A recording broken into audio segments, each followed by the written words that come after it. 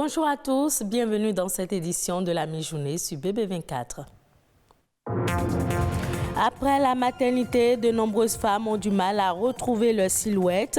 Vous êtes une jeune maman et vous rêvez de rentrer de nouveau dans vos habits d'avant la grossesse. Nous vous donnerons dans cette édition quelques astuces. Un symposium consacré à la recherche agricole se tient à Cotonou. Occasion pour les participants venus d'une trentaine de pays de faire l'état des lieux de la recherche en Afrique de l'Ouest et centrale.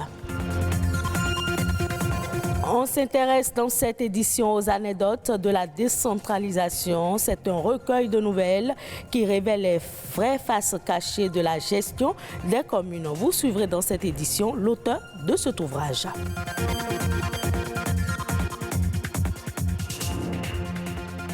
Merci à vous de nous préférer. Pour être belle et attirante après la maternité, les femmes ont recours à plusieurs astuces.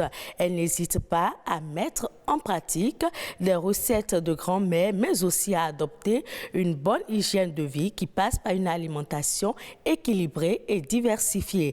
Quelles sont donc les astuces à mettre en pratique pour maintenir sa silhouette?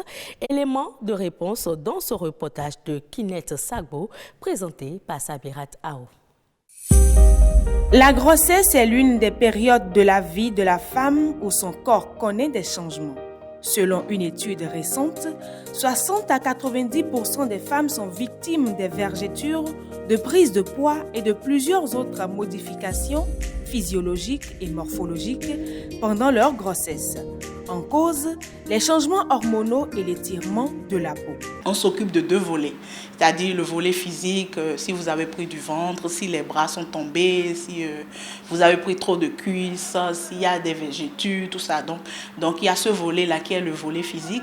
Et maintenant, il y a le volet sexuel parce que vous avez quand même eu un acte d'accouchement, donc les muscles au niveau du périnée ont été sollicités. Quand on dit périnée, c'est les muscles du vagin et tout ce qui est en bas, donc ont été sollicités et donc il faut les renforcer à nouveau. Nadège est nourrice. Elle a accouché il y a environ 6 mois. Pour retrouver sa forme après la grossesse, elle a opté pour les recettes de grand-mère. Quand on accouche et on rentre à la maison, il faut se doucher avec de l'eau chaude. Avec cette eau chaude-là, les mamans vous massent le corps. En dehors de ça, qu'il faut attacher le ventre avec un pagne. Il y a aussi les tisanes qu'on vous fait prendre après l'accouchement. Et il paraît que tout ça là, ça vous fait perdre le ventre et garder votre forme. S'il est vrai que ces astuces sont relativement efficaces, elles permettent aux femmes de retrouver leur forme. Mais l'abus est déconseillé.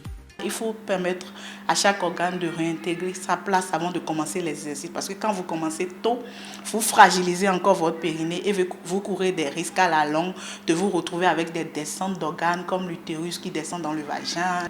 Donc il faudrait que les femmes ne fassent pas tous les exercices d'abdos.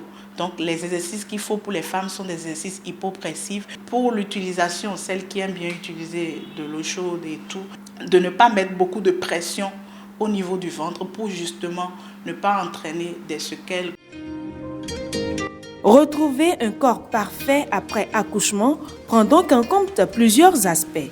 Les spécialistes recommandent de faire des consultations post-partum pour s'enquérir de l'état physique et mental de la femme. L'entretien de la femme après accouchement se résume, je dirais, en 3 volets. D'abord, on va commencer par les consultations postnatales. La femme doit aller en consultation postnatale 3 fois. Après ça, on va parler des soins corporels. La femme, après accouchement, doit se laver aussi 2 à 3 fois par jour.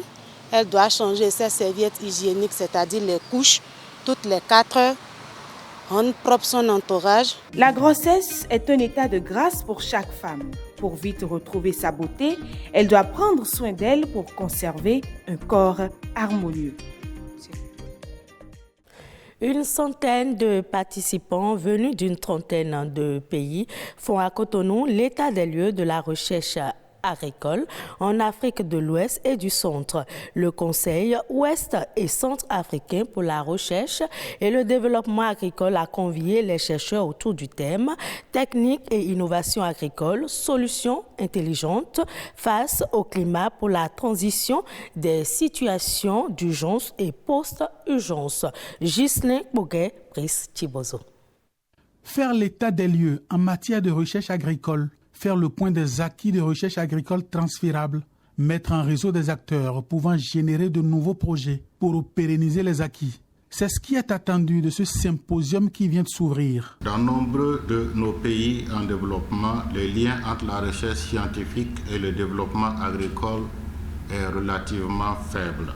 Les effets immédiats pouvant découler de la recherche axée sur l'agriculture sont si difficiles à démontrer parfois que les investissements dans ce domaine sont très faibles et parfois rares. Le lien entre la recherche axée sur l'agriculture et la sécurité alimentaire est avéré. Les institutions de recherche sont amenées au regard de ce lien à s'organiser pour s'adapter à l'amenuisement des ressources et aux transformations rapides dans le domaine de la recherche agricole. Il me plaît de lancer un appel à toutes les institutions de recherche agricole de l'espace à faire un pas en avant en formalisant davantage les systèmes nationaux de recherche, en faisant reconnaître officiellement les systèmes nationaux de recherche agricole par les gouvernements, les dotés de politiques de recherche scientifique et technologique adossées aux politiques nationales de développement. Ce mécanisme ainsi décrit constitue le socle de la révolution qu'a lancé le gouvernement béninois dans le secteur agricole du pays. Le gouvernement du Bénin, dans son programme d'action pour la période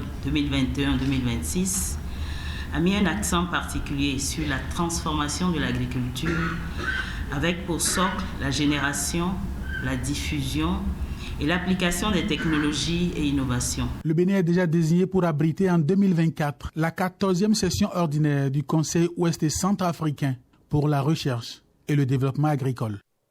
Les anecdotes de la décentralisation, c'est un recueil de nouvelles qui révèlent les vraies faces cachées de la gestion des communes. Il représente la boussole des nouveaux acteurs de la décentralisation. Que savoir sur cet ouvrage? Les détails avec l'auteur de l'ouvrage, Stanislas Oncanlin. Il est au micro de Francel Amoussou. À partir de 90, l'option a été clairement faite de leur confier désormais la gestion de leur destinée. Et donc le pouvoir est ramené à la base avec des représentants des populations qui sont élus et qui travaillent au sein des conseils communaux et municipaux. La décentralisation permet désormais de mettre en œuvre le principe de subsidiarité, c'est-à-dire que lorsqu'on veut réaliser quelque chose, il faut aller au niveau inférieur pour le faire.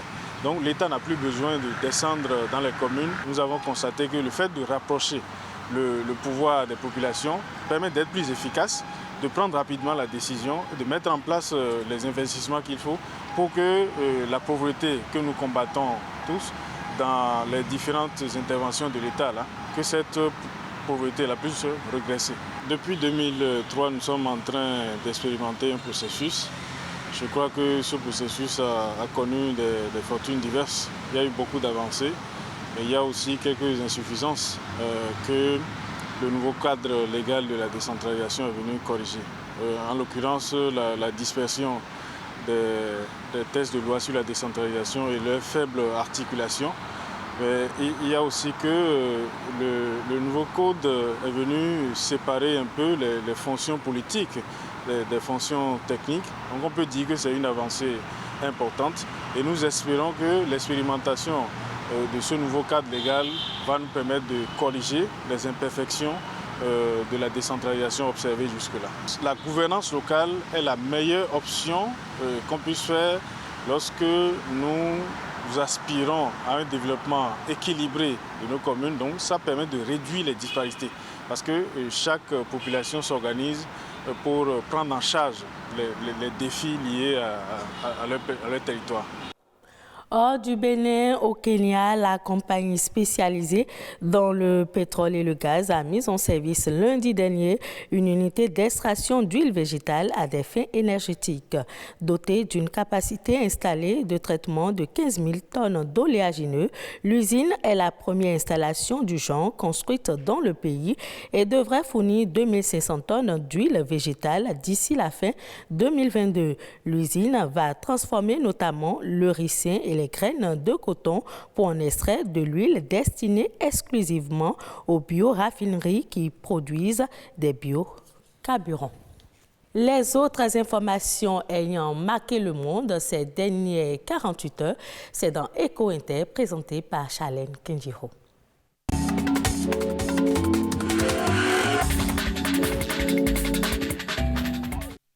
Coup de frein sur la demande d'électricité dans le monde. Face à la crainte d'une pénurie de gaz et à la baisse de la production nucléaire, les Européens se tournent davantage vers le charbon pour produire de l'électricité. Les émissions de CO2 liées à la production électrique devraient seulement augmenter de 2,4% en 2022, selon les dernières prévisions de l'Agence internationale de l'énergie.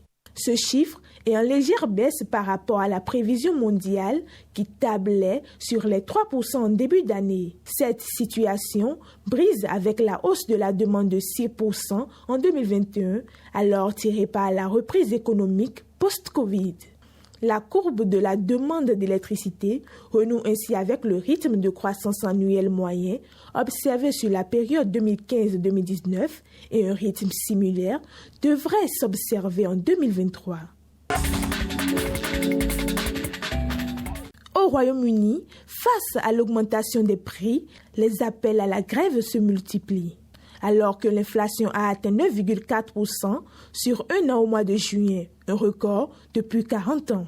Les revalorisations salariales dans le privé sont pour la plupart jugées insuffisantes par les syndicats.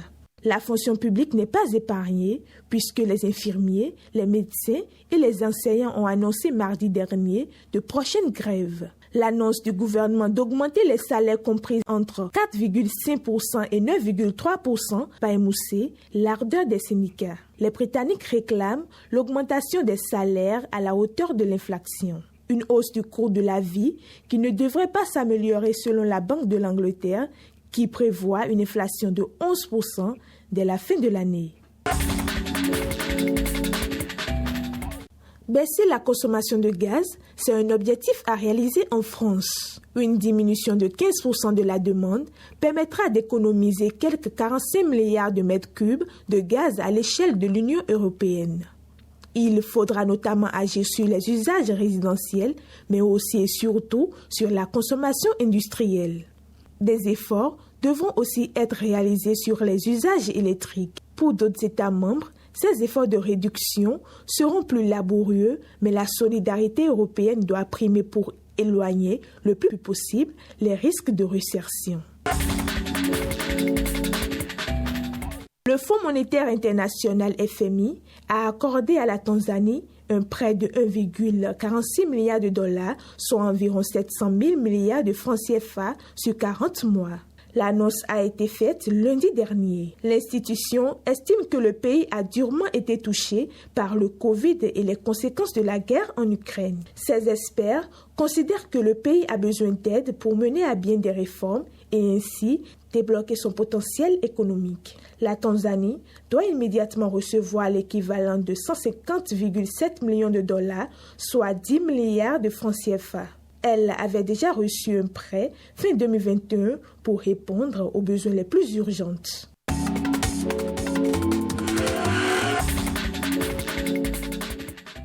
Ainsi s'achève cette édition. Merci de l'avoir suivi. Retrouvez ce journal sur le site de l'ORTB, www.ortb.pg.